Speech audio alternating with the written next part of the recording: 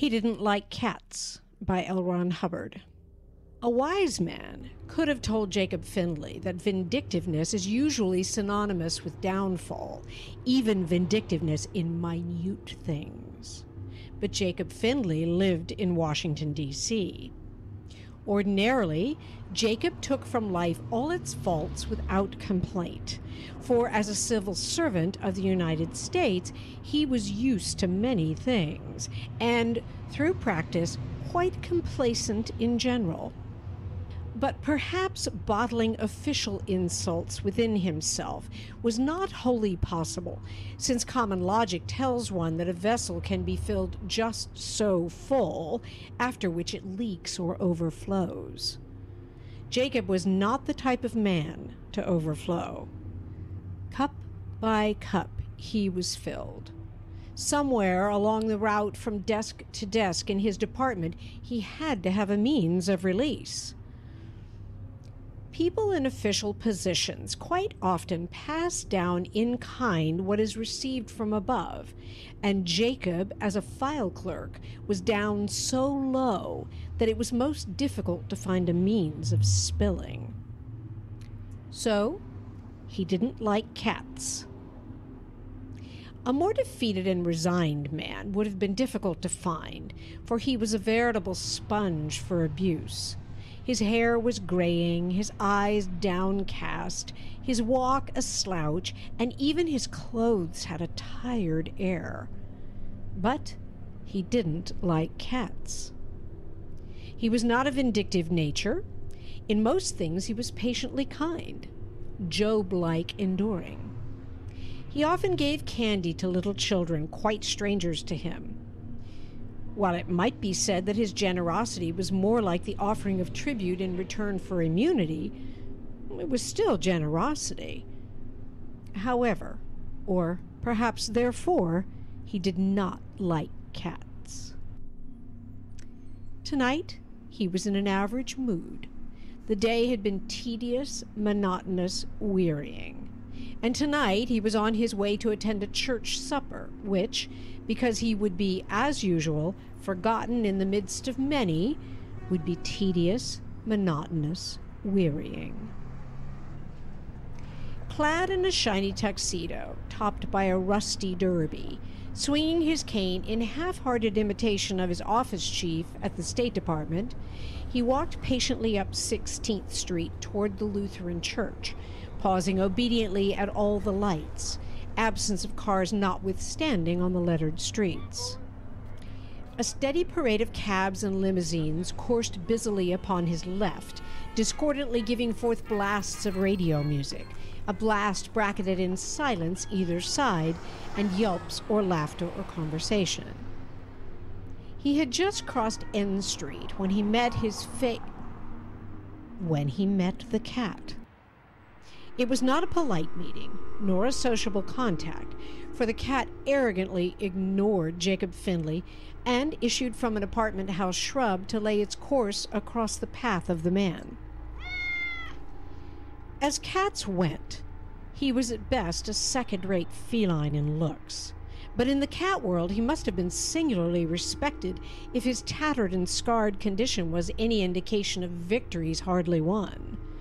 He was a huge cat, a dirty cat, and a very proud cat. He was missing half his right ear, several of his left whiskers, a third of his right forefoot, and about a 16th of his tail, to say nothing of patches where fur had been. His air was gladiatorial, for he strutted rather than walked, and there was a vain heft to his brows, which bespoke his disdain for cats less proficient in the art of plying claw and tooth, and for all humans without exception. Here was a cat that was tough and proud of it, but which had commingled with that toughness a wary glance for possible enemies and a lewd leer in event he passed any ladies. Jacob was so overlaid with layers of servility that only a sharp start could have brought him leaping out of himself the way he leaped. The cat startled him, for he supposed in the brief glimpse he had that he was about to trip over some treacherous object. Then he saw that it was a cat. He realized that he'd been startled by a cat. And, as the reader might have gathered, he did not like cats. "Scat!" cried Jacob Findley. The feline pursued his swashbuckling way, his strut a bit more pronounced. This effrontery yanked Jacob Findley even further out of himself, far enough for him to act wholly on impulse. He aimed a kick at the cat. It was not a ferocious kick. It was not even intended to land. But Findley had been led this far to his doom, and any momentum yet wanting, fate seemed to supply. The cat received a sharp black toe in his side. He swooped upward with it, draped over it. He received the motion thus imparted to him and described an arch street word. The cat sought to twist in the air and fall short, but doom was now on the march. The noisy, swift traffic coursed along 16th Street. The cat lit in the road, and having lit, tried to scramble back to the curb. A tire rocketed catward. The whole car vibrated to a jolt, and then it jolted again. Clawing, crying, the cat struggled to reach the gutter, hitching himself inch by inch. He was out of the way of further wheels now, but he had done himself an unkindness. His back was broken, so that while his hind legs lay twisted to the right, his forefeet convulsed toward the left. The cat's cry stretched dismally. Jacob Findley was confused. He was shamed. The agony of the animal reached him and made him shudder and sweat. Having just committed the most violent act of his life, he felt ill. He felt his eardrums would burst under the onslaught of that cry, and it seemed to him that there were words in it, human words and curses. Gradually the wail changed and faded, and then it was as if the cat had truly found in his death throes a human voice. But there were no words, only agony. Jacob Findley heard the rattling last of it. He trembled.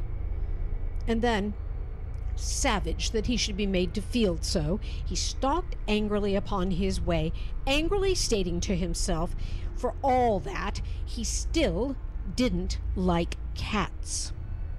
"Good riddance," said Jacob Findley. That heartened him. A cat was a cat, and that one had been a filthy and useless cat. He got braver. He turned and looked back toward the shadow in the gutter and raised his voice. "Good riddance," jeered Jacob Findley. He went on, and every time a shudder sought to rise along his spine, he was there with another statement as to the uselessness of cats in general, and of that cat in particular. Still, what had that cat said when... "Served him right," growled Findley. Funny, though, how those yowls had sounded. "Mangiest cat I ever saw. Better off dead, damn him." 2 wheels had hit it, and yet what a long time it had taken to die. It had even been able to move, and... said Jacob Findley with false merriment.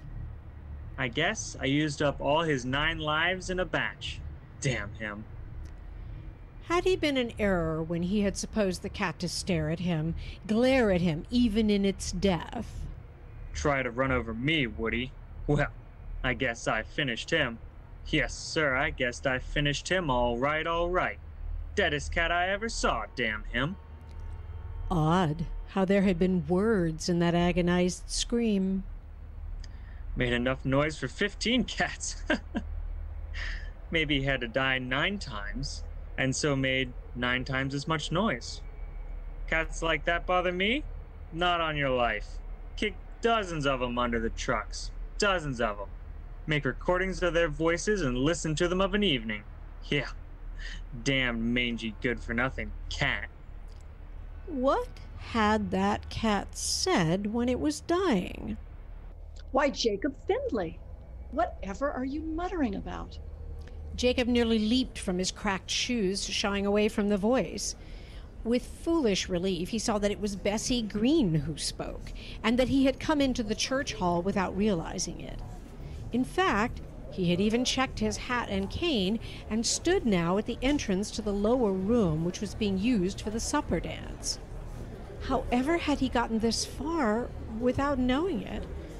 His confusion was nearly eliminated by the realization that Bessie Green was smiling at him and chattering on in a merry fashion. This was an oddity indeed, for while she had never stubbed him, she had never paid any attention to him either. She was a secretary to an official in the Interior Department, employed more because of efficiency than beauty. She was climbing up toward retirement age, and her forthcoming pension had been a target for much amorous attention. She had a fault of wearing too much makeup, poorly applied, and had a head of somewhat scarce hair. Jacob's astonishment at her attention was born from the knowledge that she had been receiving for a long time the attention of one Krantz, a guard at the Department of Commerce.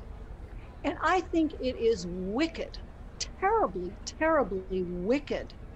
There are so few men in Washington as it is, and then this silly draft sweeps away those who are here. But Joe said that his duty was with his country, and so he left. A dear, dear boy, Jacob. But I don't think I shall ever forgive him. The country must be served, said Jacob, having overheard that this day. Yes, the country must be served. And here we poor lonely women must also stand back with bowed heads and submit. Ah, yes. And if it weren't for my cats, I should be terribly, terribly, terribly lonely. Cats? Oh, yes. The poor dear things. Isn't it strange how you just can't keep from loving them? You do love cats, don't you, Jacob? Jacob blinked rapidly. He kept his wits, however, for attention from Bessie Green was to be valued, and her pension was not uninvolved as a factor in her charm. Cats! Oh, yes, cats. Certainly I am fond of cats. Shall we dance, Miss Green? They danced, and Jacob concentrated hard upon the effort, for he was experiencing a great desire not to step upon her or lose the rhythm. Along the sidelines, ladies and the sparse scattering of men looked on, and there was much behindhand talking. One woman in particular remarked the intimate way Miss Green was whispering into Jacob's ear, and this one woman, Doris Hanson, sat more alertly, and her eyes took on a faintly greenish hue. Rival for Krantz, Doris Hanson was not to allow a second male to get securely into the hands of that woman. Quite by accident, Doris Hanson was near when the music stopped, and Jacob and Bessie walked from the floor. Doris Hanson was a heavily built, purposeful woman whose ideas were intensely practical. She fancied herself as a psychologist, for she had attended a night university for years and years and years. Why, Jacob, said Doris. I am so happy to see you. Jacob was confused. He had never been noticed by Doris Hanson before. In fact, because she was noted as a brainy woman, he had been in fear of her. You look exceedingly well tonight, but then, of course, you always look splendid. Oh, how do you do, Miss Green? I do very well. The two women smiled at each other. Jacob felt chilly. Ah, the music, the Tiger Rag, my favorite song.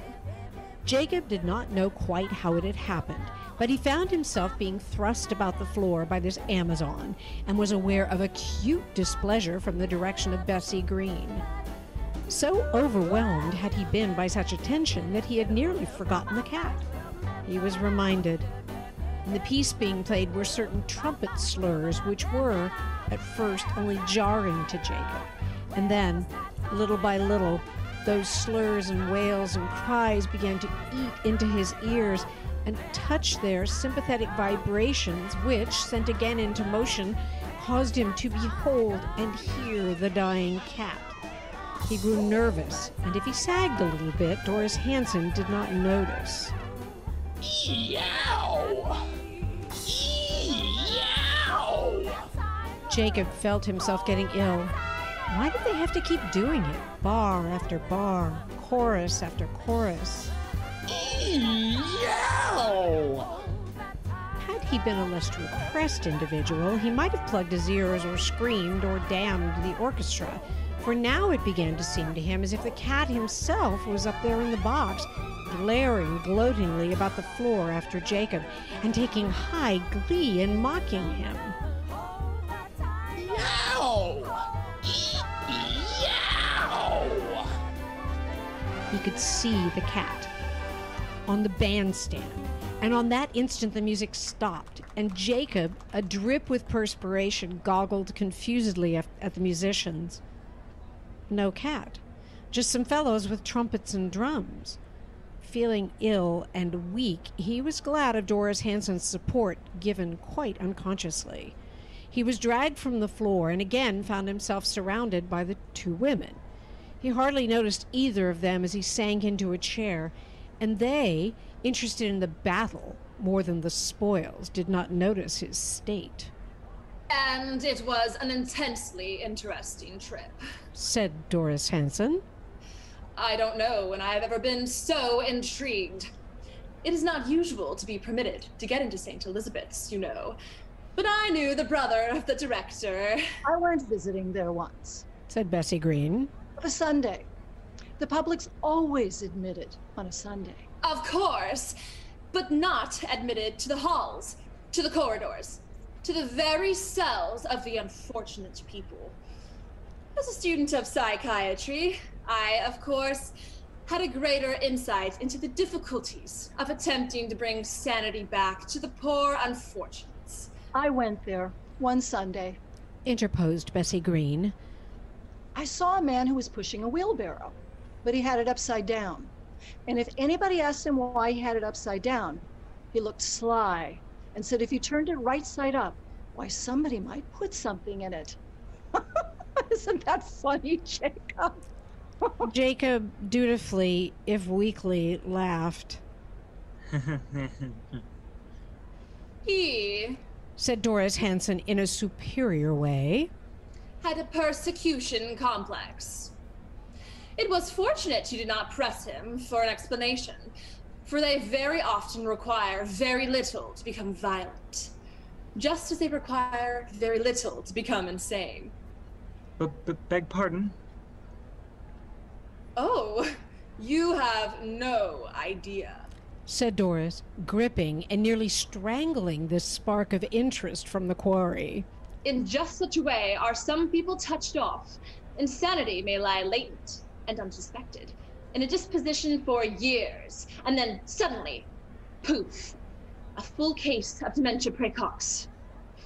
Just poof? Doris quickly laughed, an eye on Bessie. You are so droll, Jacob. Just poof. I really wanted to know. It's true, replied Doris, with a sniff in Bessie's direction to make her sensible of a victory, even if a minor one. It is amazing how so many people go insane. One day, a man is a normal, friendly husband, and the next he suddenly becomes a raging schizoid, and slays his wife and himself as well. The result of what cause? Why, perhaps he chanced to find some schoolgirl treasure of another beau who had been his greatest rival, and is stunned to discover that she secretly retains it. But usually the matter is not so simple. You know, next to nothing may happen, jarring awake some sleeping monstrosity in a man's complex mental machinery, and turning him from a sane person to a mentally sick individual. It is wholly impossible to say when a man is sane, for scarce one of us is normal. You mean it might happen to any of us? Of course, said Doris, charmed by all this interest. One moment, we are seated here, behaving normally, and the next, some tiny thing, a certain voice, a certain combination of thoughts, may throw out the balance of our intellects, and we become potential inmates for asylums for the rest of our lives. No, not one of us knows when the world will cease to be a normal, ordinary place. You know, no one ever knows when they go insane. He supposes it is the world altering, not himself. Rooms become peopled with strange shapes and beings, sounds distort themselves into awful cries, and poof, we are judged insane. Poof, said Jacob, feeling weak and ill. Bessie smiled acidly sweet upon Doris. Of course, that is the tenet of modern science. But there are yet other explanations, you know. She gave Jacob a comforting look. Other? I'm not aware of any such mumbo-jumbo. Not mumbo-jumbo. Bessie interrupted her. I happen to be a very advanced student of spiritualism, and it's quite likely that insane people see and hear beings and actualities which are more than the twisted ideas of deranged intellects. If one cares to extend his study beyond mere daily conceptions, he can swiftly realize the immense probability and possibility of such. Belief in evil spirits is too persistent in the history of man to be easily discounted, and it is my belief that our insane asylums house many who are, to be blunt, too psychic. Too psychic? Why, yes. They see and perceive things which are beyond the sight and perception of the ordinary, crass intellect, and so are judged, or rather misjudged, by their fellow humans. Ghosts, angry spirits, avenging demons. It is wholly probable that these things exist in truth. Exist? Echoed Jacob. Wholly possible. Under this onslaught, calculated to attack and discredit her by doing that to her beliefs, Doris remained wholly aloof, as though such things were completely ridiculous and beneath any natural consideration. Then things can haunt people, managed Jacob. Naturally. And I've no doubt at all that Many is the murderer who has been driven to the grave by the avenging spirit of his victim. How?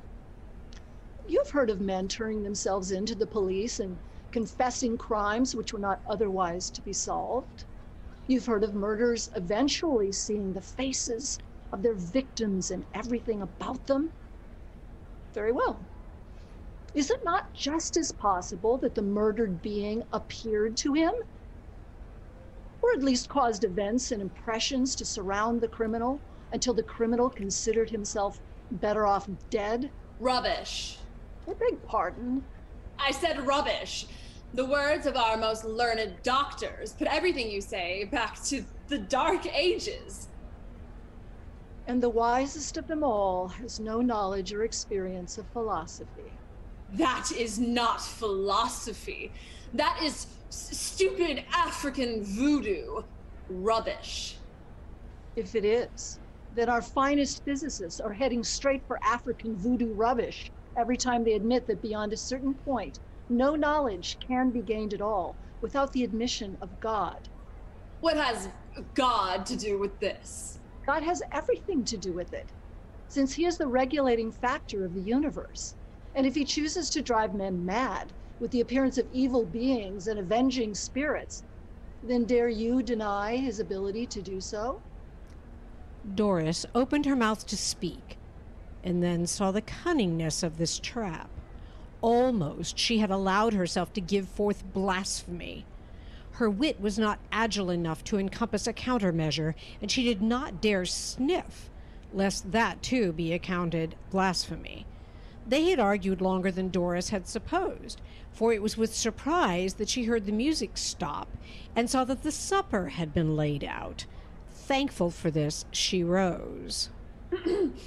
I shall bring you something, Jacob, said Doris, and departed. Jacob would have protested that food would stick in his throat and lie heavily in his stomach, but he had not the energy to protest. Accordingly, he was soon holding a plate which was heaping with lobster salad. He felt it would be an insult to Doris not to eat it. Slowly, he ate it. Thankfully, he got rid of the last mouthful. Shudderingly, he put the plate away. Bessie leaped up and seized the plate. Oh, I must get you some more. And she hurried away to come back in a moment with an even larger portion and a glare for Doris. Jacob knew he could not refuse. Manfully, he marshaled his willpower and concentration. He began to eat. Speculation in the realm of the unknowable is fruitless folly, stated Doris, fondly rolling the words around in her mouth. Men can only grasp what they can sense. Hence, having sensed a thing, a man cannot lose his belief in it until he has proof, which can also be sensed. Ha! What a simple way to deny the existence of everything which man, in his mortal mind, cannot sense. What a charming way to dispose of God. Oh, no. Oh, yes? said Bessie, having found the Achilles heel and now not letting go. You deny the mind any other power than its material senses. In such a way you dare not dispose of the soul. Man's immortal spirit is within him, and he is in contact with it, and it is in contact with the immensity of God. With the immensity of God. She repeated, liking the term. Belief in itself has performed many miracles, and I do not think one dares take it upon herself to deny the Bible.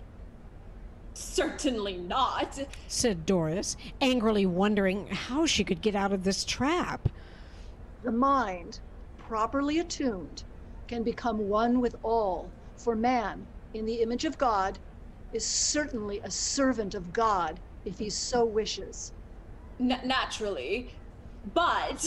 And as God can create, so man can create. There are miracles and miracles to prove that, even modern miracles. Faith is belief, and if a man can believe anything enough, then certainly that thing becomes an actuality. But... limped Doris. The mind of man, becoming attuned to the all, is of course endowed with some of the power of God. For example, if a man desires a thing enough, then that thing is his. In a sense, he has created that thing, and his desire for it has altered or shaped it to his liking. A man can create out of his own belief, just as God can create. For man is one with the universe, and the universe is God. Any belief, intense enough, creates actuality. She smiled sweetly upon Jacob, who had now manfully managed the second plate. Would you like some dessert? Jacob was too dazed to protest, physically and mentally slugged into resistlessness. He was trying to rally, but rally he could not, since it weighed upon him that he would somehow have to eat the dessert as well. Bessie came back and placed it before him. Exerting all the last dregs of determination, he sat up, raised the spoon to attack the ice cream, and then shuddered. A cookie lay there, a cookie which was cut in the shape of a cat. And even as he looked, the cookie seemed to grin at him. Oh, said Jacob, and quietly collapsed. They escorted him home in a cab, both of them apparently concerned about his condition, but nevertheless finding much time to glare at each other over his back. Under other circumstances, Jacob might have been flattered into near expansiveness, but now he was brought to such depths of misery, both physical and mental, that he scarcely heeded their solicitousness. Of course, neither of them had said a thing about that cat, and he certainly could not tell them. But now Bessie, to soothe him, began to rub in the salt. You will simply have to come and see my cats sometimes. she was saying as the cab rolled to a halt before Jacob's door. They're so sweet and so cute. Cats are nearly human, don't you think, Jacob? This is where I live. Supporting himself by gripping the doorknob, he managed to wave goodnight to them and call out a feeble thanks. At the bottom of the steps, they both turned and nodded and then went their separate ways. "Meow," said a night prowler in the gloom. Jacob let himself into the house and dashed up the steps so fast that he was in his room with door closed and bolted before the animal had finished the final syllable. You're being foolish. You're being very silly. It is not true what Bessie said about evil beings. It is not true that animals have souls. It is not true that that cat could arrange a series of events after it was dead and so drive me to something desperate. What do I care about mangy, filthy, decrepit, stupid, useless cats? Bessie was being silly. The world was a wholly rational place. Doris had the proper idea. She couldn't be shaken by superstitious nonsense. No, sir. Doris had good, sound, practical ideas. Scientific. That was it. Scientific. People didn't go crazy because they saw ghosts and evil beings. People went crazy because they were obsessed with an idea or something. The mind didn't create anything either. It was just a mind, a delicate instrument, which could be thrown out of adjustment by some shock. From the backyard came a cry. Jacob leaped and wrestled the window down. Shaking, he supported himself by the foot of the bed and felt the cold rivulets of sweat course down under his arms. What had that cat said when it was dying? No, he wouldn't think of it. He would whisk it from his mind forever. He would be strong and put it aside. He crawled into bed in the darkness and pulled the covers up to his chin. The next thing he knew, he was aware of a weight upon his chest, which was warm and uncomfortable. He struggled up through the layers and layers of enfolding slumber to shove restively at the thing. His hands contacted fur. His eyes snapped open. There was a cat sitting upon his chest, looking at him and purring gently. He was a huge cat, a dirty cat, and a very proud cat. He was missing half his right ear, several of his left whiskers, a third of his right forefoot, and about a 16th of his tail, to say nothing of the patches where fur had been. Scat! The cat did not move, but only purred the louder. Jacob tried to leap out of bed, but he was frozen where he lay with the terror of it. There could be no mistaking this cat. It was the same cat, and it was a dead cat. Its spine had been broken so that its forefeet lay in an opposite direction from its hind feet, and it was dead. But it was here, and didn't look at all dead. Purred the cat. Almost thankfully, Jacob realized that this was a nightmare. It had all the peculiarities of a nightmare. The weight on his chest, the chilled feeling all over. This was a nightmare. The cat would dissolve and go away. It wore a gentle smile which bared a pearly tooth. It seemed comfortable and well disposed. Jacob wildly decided to lie still and let it fade away into the nothingness of his own imagination. The cat stayed there. Jacob lay there. And the cat began to grow. It grew, and it grew, and it grew. Its head became the size of a sugar bowl, and then the size of a cantaloupe, and then the size of a pumpkin.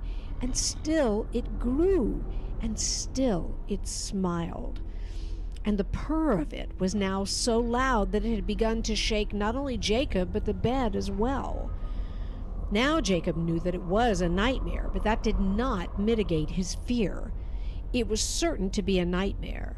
He merely believed that the cat was there and that the cat was growing, and so the cat was there and the cat was growing. He would suppose that the cat was not there and the cat would then go away. It was very simple. The cat grew and grew some more.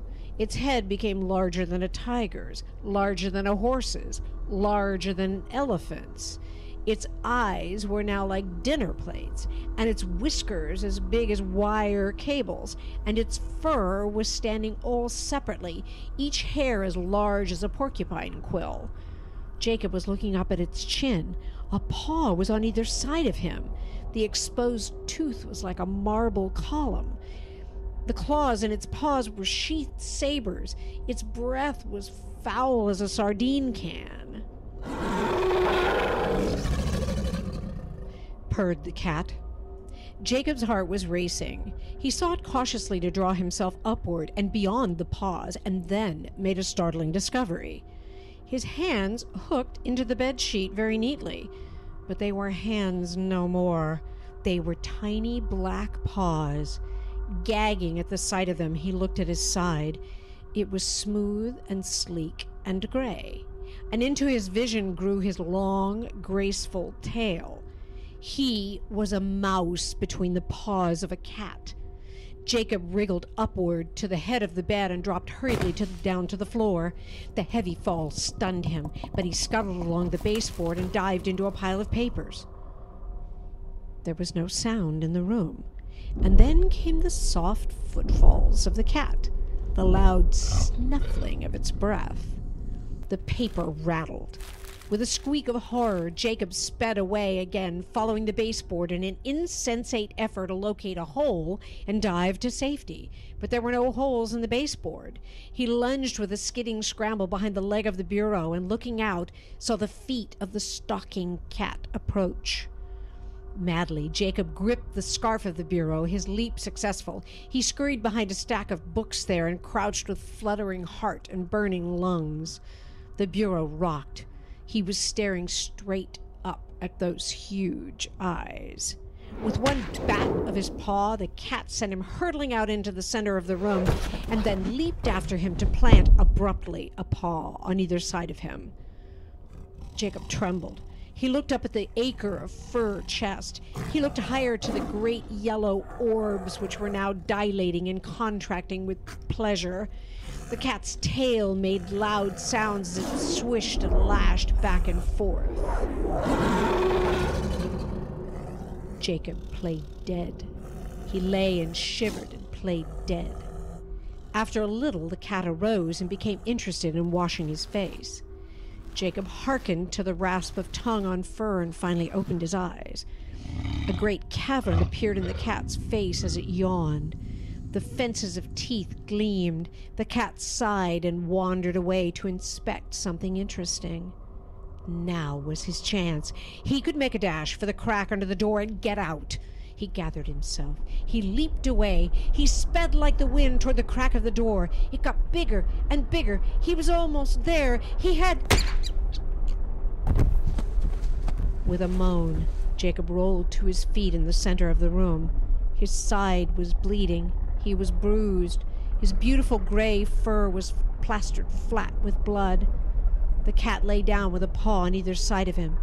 It batted him to the right paw and then batted him back to the left. The saber claws drew and sheathed in sensuous delight. Back to the left paw, then to the right paw. Dazed and aching, Jacob fainted. After a while, he came around. He looked for the cat and could find no trace of it. Jacob was lying there, battered and bloody in the center of the room, and the cat was gone. He opened the other eye. He studied the chairs. He viewed even the window ledge. Why, the cat had vanished. Jacob gathered his long black tail about himself and crouched there, studying the exits.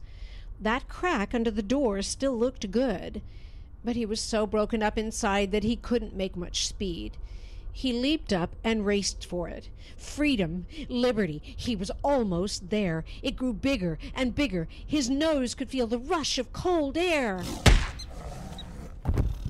The cat had leaped down from the bed to knock him tumbling. And now the cat gathered him up in its sharp teeth and carried him back to the center of the room. Right paw to left paw. Let him run a few inches, snatch him back. If he lay still for a moment, he was stirred into agonized life by the teeth. And if he ran, he was knocked back by the paws. Gasping, a mass of pain, slit and slashed and broken, dripping with the thick glue of the cat's saliva, Jacob knew he was nearly done.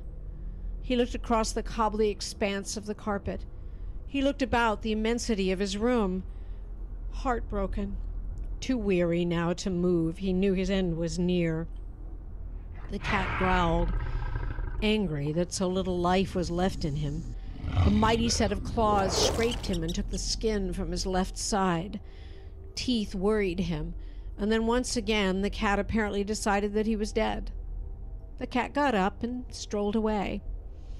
It became interested in boxing the tassel which hung from the bridge lamp. It knocked a matchbox across the room and scurried after it. Jacob hitched himself toward the crack under the door. If only he could get there. If only his broken legs would support him long enough. If only the cat would completely forget him for the seconds necessary for him to bridge this distance. He halved the width. He quartered it. In agony which sent waves of nausea over him, he made his broken legs support him, though now the right one showed its shattered bone. Feet to go, and then less distance, and less. The cold air there began to revive him. He was going to make it, for the cat was too far away. He was going to make it. He was going to make it. The cat knocked him back into the center of the room. Heart and body broken, Jacob lay still. The claws raked him. The teeth punctured him. He lay still. With a bored sigh, the cat opened its mouth and took in his head. There was a crunch. There was another crunch.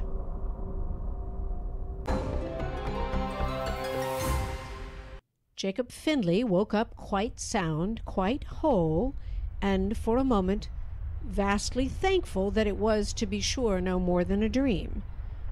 Then he realized, almost simultaneously, two things. The cat had died only once, and rather quickly. And he had a perfectly correct conviction that he, on the other hand, would die all night, every night.